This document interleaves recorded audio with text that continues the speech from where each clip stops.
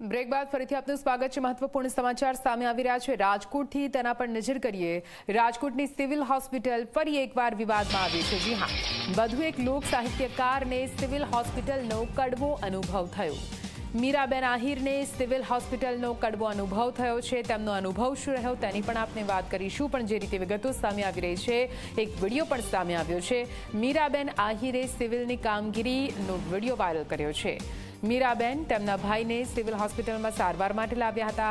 45 minute સુધી સિવિલમાં રહ્યા બાદ પણ કોઈએ કેસ ન નોંધ્યો હોવાની વાત ઇમરજન્સી વિભાગના ડોક્ટરે ગેરવર્તન કર્યાનો મીરાબેનનો આરોપ છે। ઇમરજન્સી વિભાગના સ્ટાફે પણ ગેરવર્તન કર્યાનો મીરાબેનનો આરોપ છે। અગાઉ લોક સાહિત્યકાર હકુભા ગઢવીને પણ સિવિલ હોસ્પિટલનો કડવો અનુભવ થયો હતો। સિવિલ હોસ્પિટલ સ્ટાફે એવું પણ કહ્યું હતું કે દાખલ નથી કરવો, જે થાય એ કરી લો। અને આજ વિશે વધુ માહિતી સાથે સંવાદદાતા ગૌરવ જોડાઈ ગયા છે। લાઈવ સીધા ગૌરવ પાસે જઈશું। ગૌરવ, ફરી એકવાર રાજકોટની સિવિલ વિવાદમાં આ વખતે અન્ય એક લોક સાહિત્યકારે વિડીયો વાયરલ કર્યો છે। આ વિડીયોમાં તેમણે શું કહ્યું અને શું ખરેખર સિવિલની કામગીરી એટલી ખરાબ છે કે વારંવાર આ પ્રકારે લોકોને મુશ્કેલી પડી રહી હોય?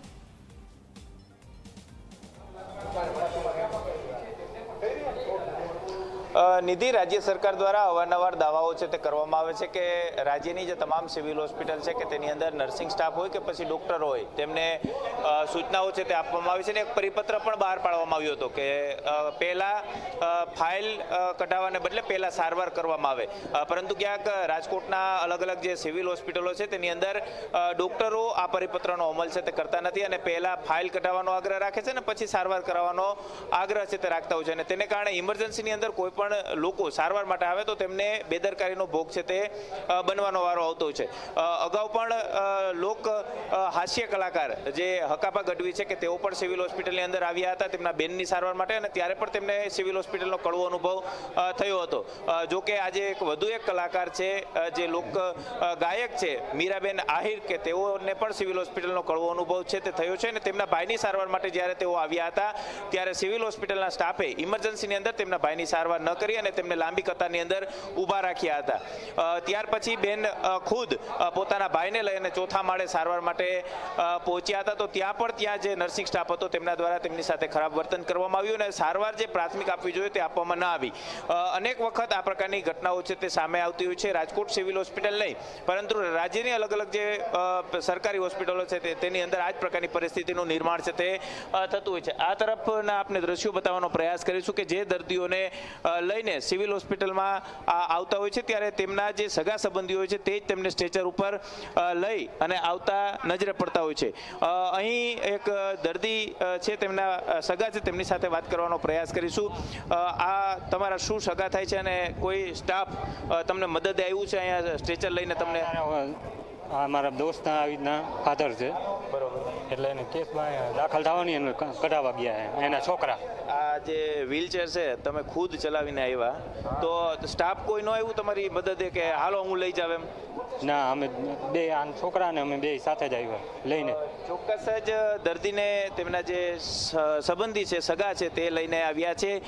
શું કહેશો, સિવિલ હોસ્પિટલમાં કેવી સારવાર મળી રહી? આજે સિવિલની અંદરમાં જે જનરલી ગવર્મેન્ટ રૂલ્સ મુજબ છે એ પ્રમાણે એ મુજબ કોઈ કામ થતું જ નથી। આજે સાહેબ મારા ફેમિલી છે 6 મેમ્બરની સાથે હું મારે એકલો ભરણ પોષણ કરું છું। આજે મારા પગની તકલીફ છે, મારા પગની અંગૂઠાની તકલીફ છે। 24/6 મારું ઓપરેશન કીધું। આજે એ ઓપરેશનની ડૉક્ટરની બેદરકારીના હિસાબે મારું ઓપરેશન ફેલ ગયું। આજે મારો અંગૂઠો વર્કિંગ નથી કરતો। આજે મારો પગ ઉપર હું ઊભો નથી રહી શકતો। આજે મને રોજીરોટી કોણ આપે? અહીંયા જે ડોક્ટરો છે એ કેવા જવાબ આપે છે? નહીં, ડૉક્ટરો નેક્સ્ટ તારીખ પે તારીખ બસ તારીખે આવી જાવ, જોઈ લીધું। ત્યાં પણ કર્મચારી બધા છે ને કોઈ ગેરવર્તન જેવો શબ્દ કરે છે અને સારો જવાબ મળતો નથી। આજે મારા પગની આટલી તકલીફ છે તો આજે હું 24/6 લઈને અત્યાર સુધી હું ધક્કા ખાઉં છું। દર મંગળવારે ઓપીડી આવે છે ડૉક્ટર સાહેબની, તો એ ઓપીડીની અંદરમાં ડૉક્ટરની પાસે જાઉં છું, પાટા ખોલે છે, જોવે છે। હવે ઓપરેશન ફેલ થયું સાહેબ, આનો કોઈ જિમ્મેદાર વ્યક્તિ તો હોવો જોઈએ ને? સ્ટ્રેચર અથવા તો વ્હીલચેરમાં કોઈને લઈ આવવામાં આવે ઇમરજન્સીમાં અથવા તો વોર્ડની અંદર તો તેમનો સ્ટાફ સાથે રહે છે કે તમારે જ લઈ જવાના? નહીં, આ બિલકુલ ખોટું છે।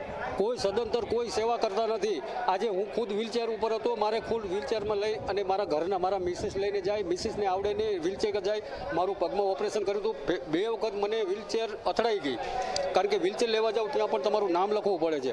નામ લખી અને પછી આપે છે, તમને નેક્સ્ટ ત્યાં જમા કરાવવા જવાનું છે.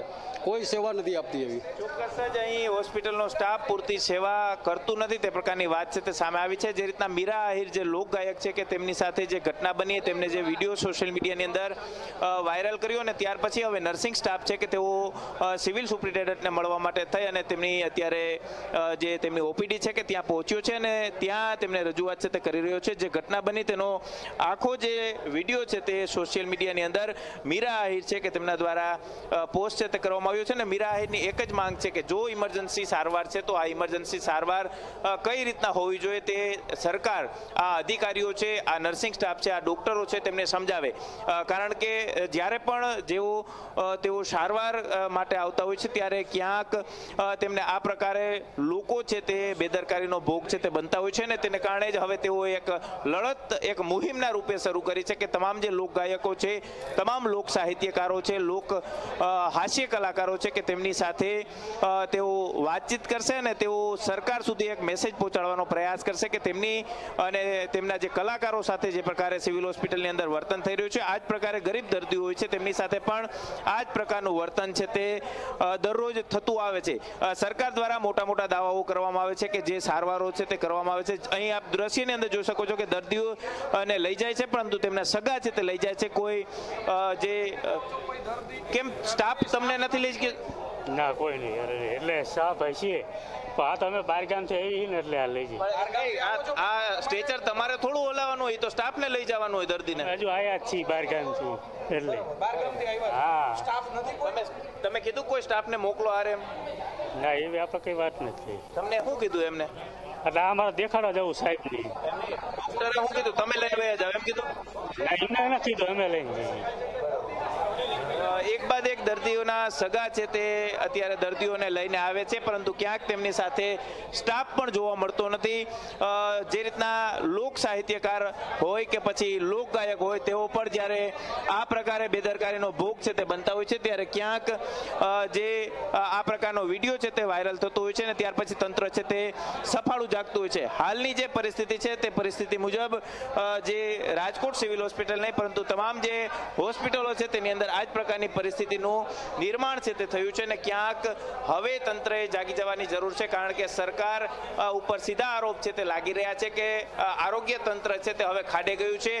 રાજ્યના આરોગ્ય મંત્રી ઋષિકેશભાઈ પટેલ છે કે તેઓએ પણ ક્યાંક આ મુદ્દાને ગંભીરતાથી લેવું જોઈએ અને જે અધિકારીઓએ બેદરકારી દાખવી છે, જે નર્સિંગ સ્ટાફે બેદરકારી દાખવી છે તેમની સામે શિક્ષાત્મક પગલાં છે તે લેવા જોઈએ. અને જે રીતના લોકગાયક મીરા આહિર છે કે તેમને સ્પષ્ટ શબ્દમાં કહ્યું છે કે સરકાર તેમને ઇમરજન્સીનો અર્થ સમજાવે, કારણ કે તેઓ ક્યાંક ઇમરજન્સીનો અર્થ બીજો સમજતા હોય તેવું તેઓ માની રહ્યા છે. કારણ કે રાજકોટ નહીં પરંતુ કોઈ પણ રાજ્યની સિવિલ હોસ્પિટલ હોય તેની અંદર ઇમરજન્સી જે સારવાર મળવી જોઈએ તે મળતી નથી અને તેને કારણે તેઓ હવે ક્યાંક નારાજ છે તે થયા છે. એક તરફ રાજ્ય સરકાર છે કે તેઓ લોક સાહિત્યકારો હોય, લોક કલાકારો હોય તેમને એકત્ર કરતા હોય છે અને વિધાનસભાની મુલાકાત કરાવતા હોય છે પરંતુ ક્યાંક લોક સાહિત્યકારો સાથે આ પ્રકારે તબીબો દ્વારા ખરાબ વર્તન છે તે કરવામાં આવે છે અને ક્યાંક જો આ પ્રકારે અવાજ ઉઠાવવામાં આવે તો તબીબો છે તે હડતાલનો માર્ગ છે તે લેતા હોય છે. જી બિલકુલથી ગૌરવ, પૂરી માહિતી માટે આભાર. તો આપ જુઓ કેવી રીતે સિવિલમાં વર્તન કરવામાં આવી રહ્યું છે. પ્રખ્યાતિ પામેલા લોકો સાથે જો આ પ્રકારનું વર્તન હોય તો પછી સામાન્ય ગરીબ વર્ગ પાસે